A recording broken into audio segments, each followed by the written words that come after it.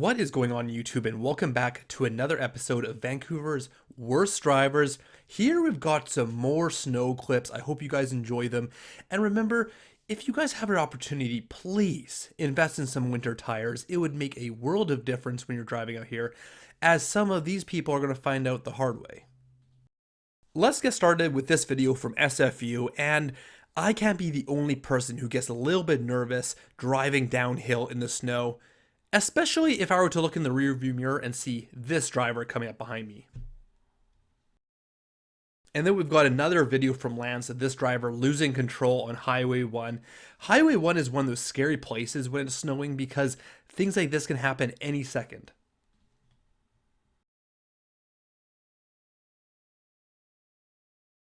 I'm not gonna lie, as sketchy as this looks for Bertrand and this black SUV, also looks kind of fun.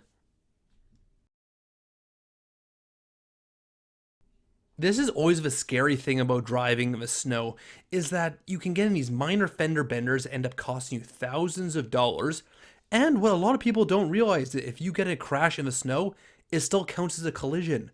I hear so many people saying, oh no, it's comprehensive. No, it's a collision because they're going to say it's your fault. Keep your eye on the black SUV up ahead because, the snow isn't going to hinder him from making bad decisions. He's probably going to be doing the same thing when it stops snowing. And then you've got this driver also running the red light and they just throw on the hazards as if, watch out for me, I'm coming through. What a brilliant idea, cutting people off in the snow. What could possibly go wrong? Check out how many people run this red light turning left. They're not watching for the red light, Benny and other cars coming, or the pedestrian. Alright, so you turned left too late, you go for it, but maybe try not to be a jerk in the process. Before I continue this video, I want to give a quick shout out to this video sponsor, Atlas Driving School. So if you're looking for driving lessons for yourself or someone you know, be sure to check them out. They've got locations all over the Lower Mainland. Plus, if you check out the link in the description below, you can get 10% off all of their driving packages. So we got this video from Vivian and Mike, which you'll see in a second. Looks like this driver doesn't see this barrier and just grinds right up on top of it. Not only are they going to have to get a tow truck, but I can only imagine how expensive this is going to be to fix all the damage on the underside of their vehicle. Derek encounters this cyclist riding down the road with no regard for his own safety. I just have so many questions and so few answers. I think this has got to be one of the craziest, most infuriating U-turns I think I've ever seen. The fact that this person went for it here, knowing that they're basically going to cut off, 6, 7, 8 people doing this, is just absolutely insane.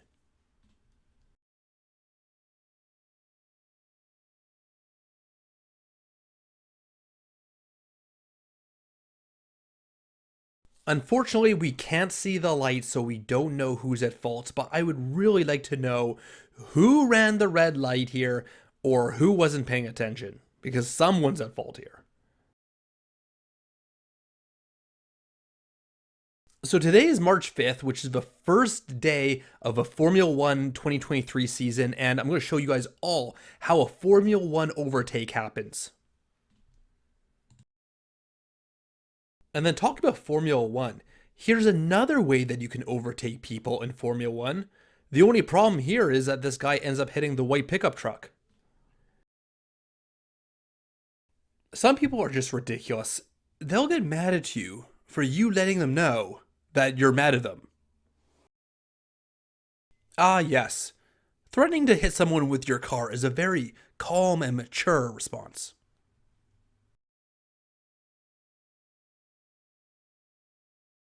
So let me know in the comment section below who you think's at fault here. Is it this van who is trying to merge in, which in my view they had the right of way here because they have to merge in, or is it the BMW for not letting them in and hitting the back of their car? So let me know in the comment section below who you think's at fault here. Is this smart or is this stupid?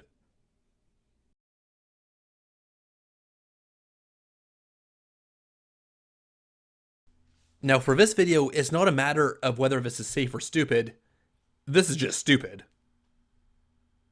Keep your eye on the cab up ahead. In the video, it looks like they don't make contact, but they actually end up hitting. Alright, so let me know in the comments section below what you guys think here.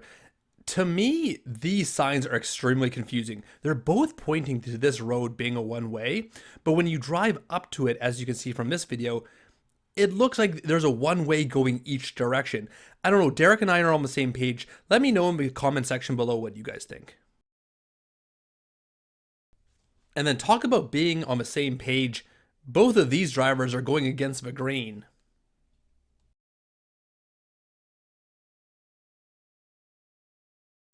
I've watched this a few times and I have no idea what this guy's doing.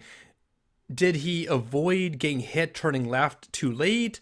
Is he trying to do a U-turn? I have no idea. I'm kind of surprised that this truck driver didn't anticipate anybody being behind them on a busy road like this.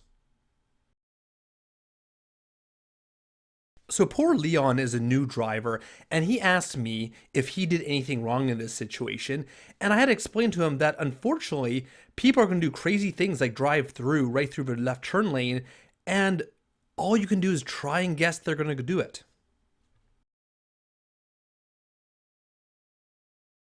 We all have someone in our life that kind of hangs around, but is also kind of useless. And just like Leon's video, sometimes you just gotta anticipate people doing crazy and stupid things. If you can't see if it's clear, don't proceed through.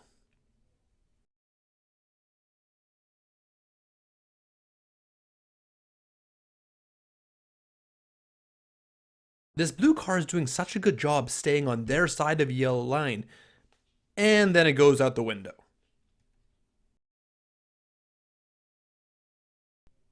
Nope. Also nope. Definitely nope. And for the last video, we have the slowest left turn of all time.